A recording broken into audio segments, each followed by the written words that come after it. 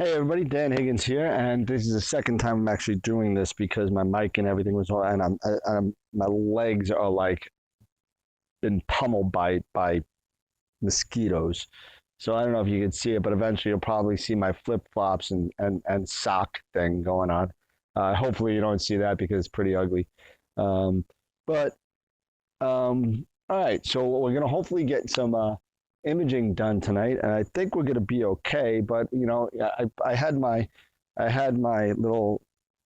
fake kind of um, my fake telegizmos thing on, but you can see we got some clouds over there, got clouds all over the place, but we got this over here, which looks pretty nice, and I think it's all going to the east. So sorry for everybody that's on Eastern Long Island. That is going to be not a good thing. But I thought Eric did a good thing with this video the other day, and if you haven't seen it, go check it out. Let me just put it this way a little bit so you can see me. There you go. Not that everyone wants to see me, but go check it out. He did a video on his rig while he was doing the Shark Nebula, and you can check that out at either Astro World TV, it's on there, or at Astro with Eric on his personal channel. So definitely check that out. I'm going to give you a little rundown on my rig because I thought it was a good idea so that you guys know, that everybody knows what kind of equipment we're using when we start putting up images. And I've been using this rig for my images of the Pelican Nebula that I've been doing. I got enough. I got about 11 hours of worth of H alpha.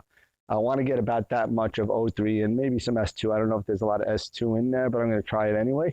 But I'm going to give you a little rundown on my rig. So as you all can see, I have an EQ6R Pro mount on a permanent pier.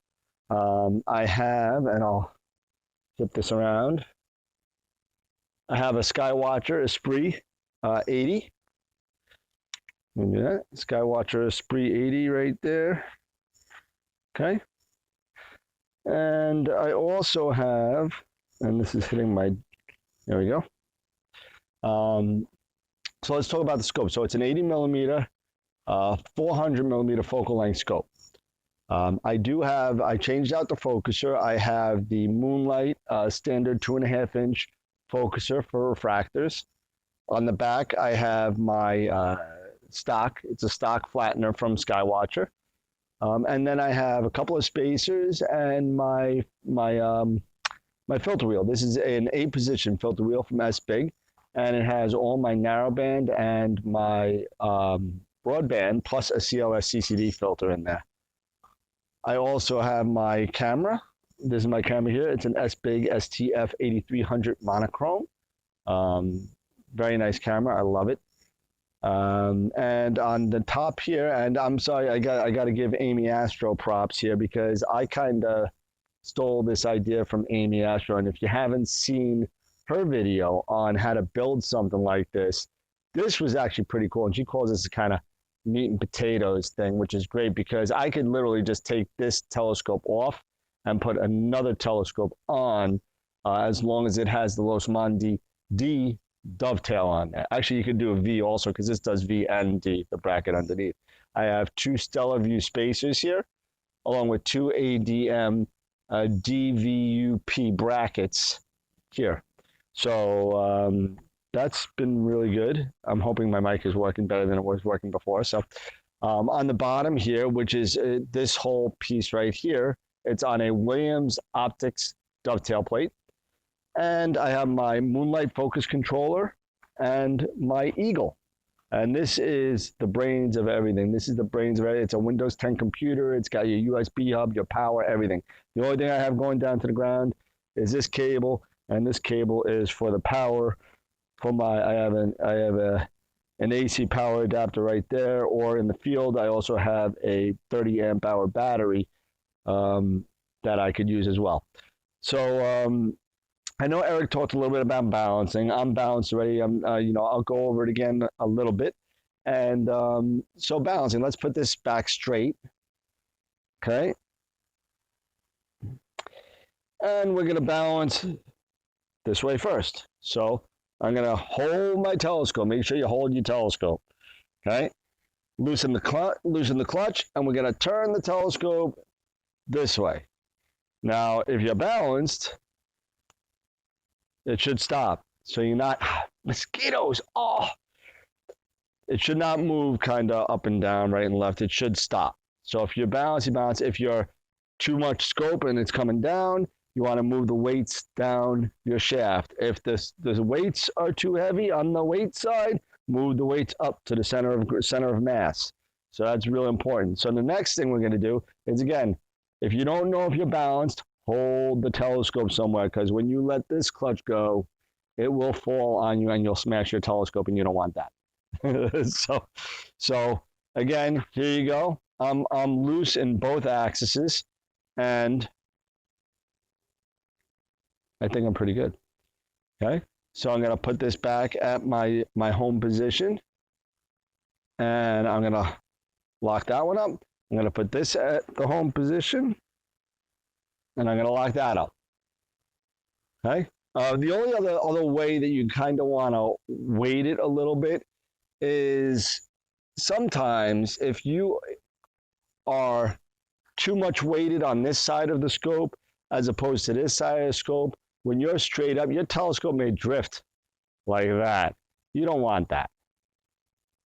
This is pretty good this way, okay? Because if you have too much, that's why this is kind of hanging on this side. It's for the weight. It's kind of annoying. But I was able to kind of turn things around. I actually had to turn the focuser upside down a little bit to get the motor on the other right side as opposed to the left side. And plus, I was able to kind of make the camera straight. So it definitely, mosquitoes are killing me. It killed two birds with one stone at that point. So I am balanced in both axes, or three axes if you think about it. And now all we got to do is wait for the rest of nightfall. It's starting to become dark out. So what we're going to do is we're going to wait a little bit, and we're going to make sure that that the clouds go away, which would be nice. It looks like it's clearing up, like Clear Outside said it was. I'm hoping Clear Outside is right, because I really want to get this O3 data. And then we'll talk about, we'll do a plate solve. We'll do a polar alignment first. Then we'll do a plate solve. We'll do a focus. And then hopefully we'll stay up for a meridian flip, and I'll throw it out in the video. And hopefully at the end of this video, we'll have a nice picture of the Pelican Nebula. So with that being said, we're going to wait until the rest of the night goes away, where the daytime goes away. And we're going to go to do some imaging. So see you in a little bit. All right. Wow, wow, wow. Wow, wow. Wow, wow. At your command. Wow, wow. Yes, it's me. Uh, well, as you can see, I mean, you may not be able to see, but it's cloudy out there. You got the clouds. There's clouds all over the place. And this is Clear Outside. And Clear Outside has been normally doing pretty good for me. But right now, and it's been pretty bad so far. But I'm hoping that it'll clear up. So we'll just have to see. And then hopefully we could do my polar alignment. That would be nice.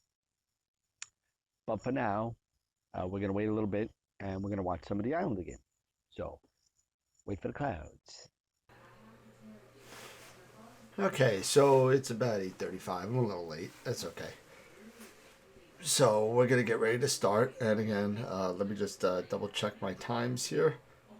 So that's 9. So it's about 5 o'clock in the morning. So we are going to start the sequence. So I got my lights. I got H alpha, O3, S2. So we are at my Eagle, and we're still parked. I still have sharp cap running, and we're still looking good as far as our polar alignment. And I think I said polar alignment instead of plate solving before, so Now it's time that we're going to be plate solving. So we're going to turn off Sharp Cap Pro because I'm done with that. And we're going to open up Sequence Generator Pro. And we're going to look at my Pelican sequence. So let's connect the camera. And we'll connect the filter wheel. And we'll connect the focuser. Oh no, what happened?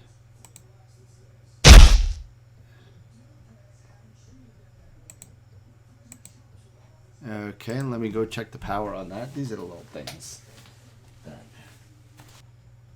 Let's see, now my switch is turned on. We could connect the focuser. Hopefully we didn't mess that up. So let's turn on the focuser. Now the focuser is connected and we are good. So we are just going to do some O3. We're going to do 50 O3s. It's going to last 4 hours and 26 minutes. So let's unpark the scope. Start with the tracking. And then we're going to run and hopefully plate solve. So we're going to run the sequence. It'll say the temperature is da-da-da.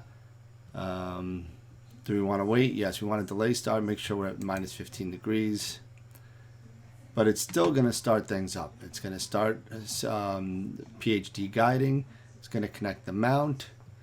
Okay, it's going to also watch the temperature. Right now the temperature is 4.8 degrees. We're going to wait till it's negative 15 in order for it to start taking photos. It shouldn't take too long. You see how fast it's going actually. Okay, but it is slewing outside. And I'm videoing that. So it's snowing, and you can see, I'll move this so you can see the bottom. Okay, autofocus is now running. Now that I've released the focus lock, you guys thought I was kidding about being eaten alive, right? Well, take a look at that. There you go, right there. Nice one. So as you can see, the focus went a little wacky in the beginning, but now it's stabling out and it's starting to get some real-time focusing.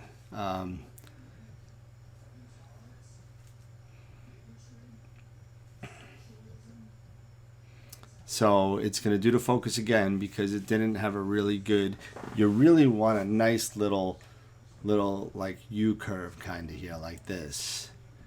So hopefully it'll come down and up around like this, like a little U or a V. And there we go, it's starting to go back up and it's starting to realize where is the best focus position right now. Maybe, all right, so it says autofocus is complete. It's gonna move to 4532, which is right there. And that's the best HFR, 0.85.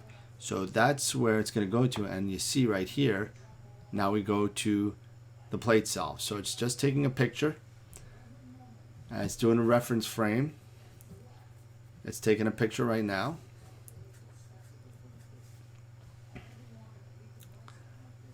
And now it took a picture and now plate solve. Brink comes up. It's taking the picture. It's taking a look at the star maps that it has in its database. And it's going to attempt to match. Now this could, there we go. Plate match found in 23 regions. So remember when I said max regions in your setup? Well, this one only took 23 regions. So now it found it. Now it's taking another picture to make any differences because you see there's an error here. 28 in right ascension and 3,000 in declination. So it's going to take another shot. And then plate solve is going to pop up again. There we go. Estimating background, subtracting background, extracting stars, it's going to say, I think. Attempting match, plate match found in one region.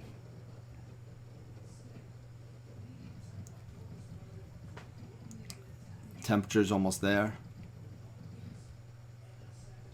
Okay. Resuming the auto guider. Now it's going to start calibrating on the auto guider. Okay. Let's maximize this.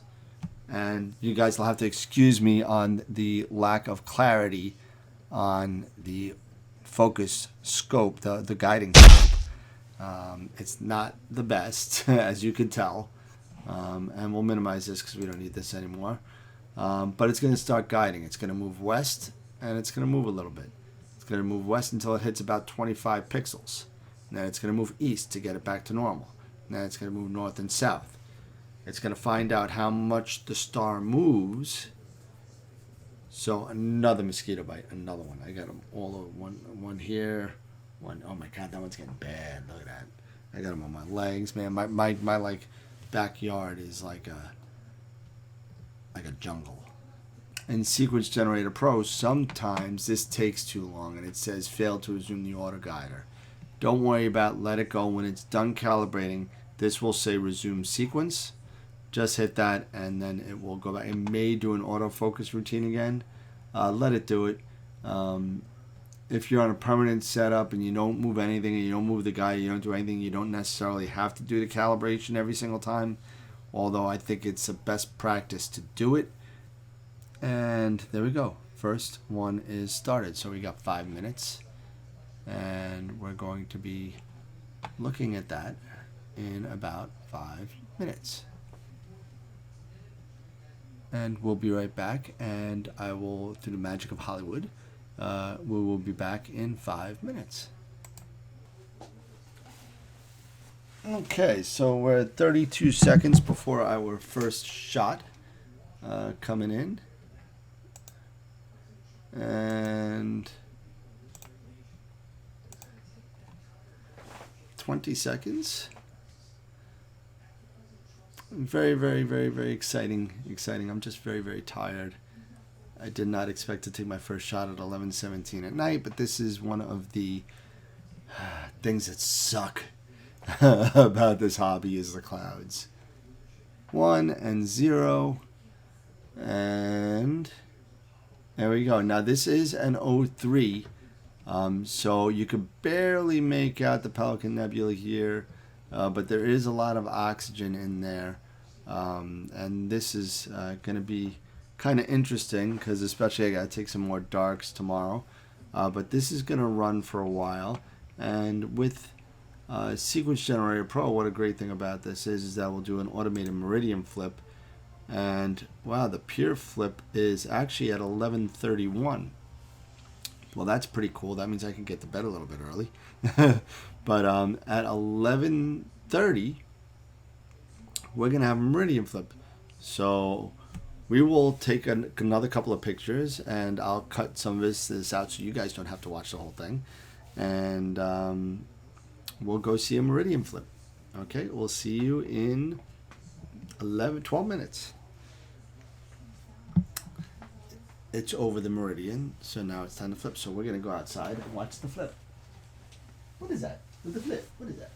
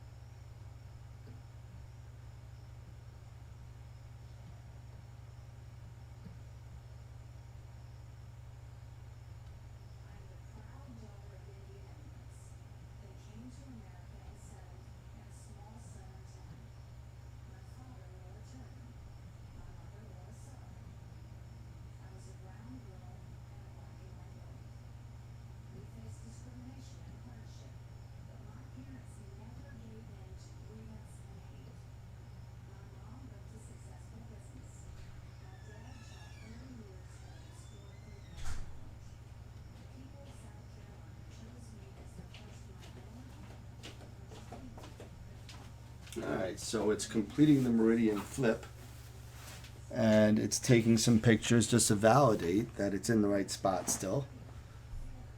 It's going to slew, it's going to make some corrections. It's going to take another picture.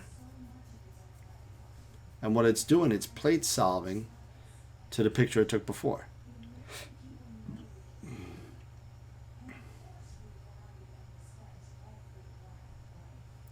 Okay.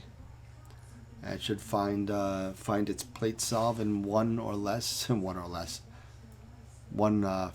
there you go, one region.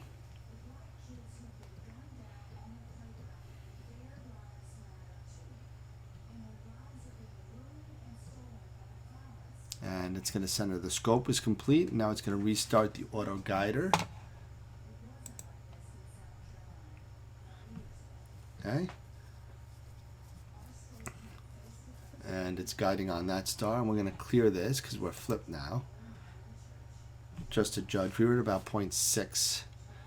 Sometimes you're going to see a little bit of a difference between each side.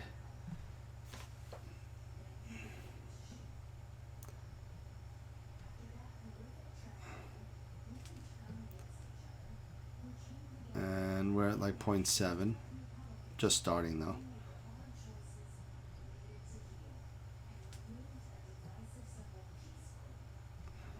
All right, we'll see. We'll let that run for a little bit, and its plate solve frame download is complete, and it's gonna go. This is gonna go away in 210, and it's setting the filter. It'll probably do another focus routine because we're now flipped over. Oh, nope, no focus routine. It's already done it. So now we're doing event 2, frame 5 for 300 seconds. And if we view the sequence, this is event 2, so don't get confused. I'm only doing one event, but it's event number 2. And it's going to go. So we're going to let this run for the rest of the evening. So we will see you in the morning. So thank you for watching, and hopefully we got a good result at the end of this video. I hope you enjoyed it.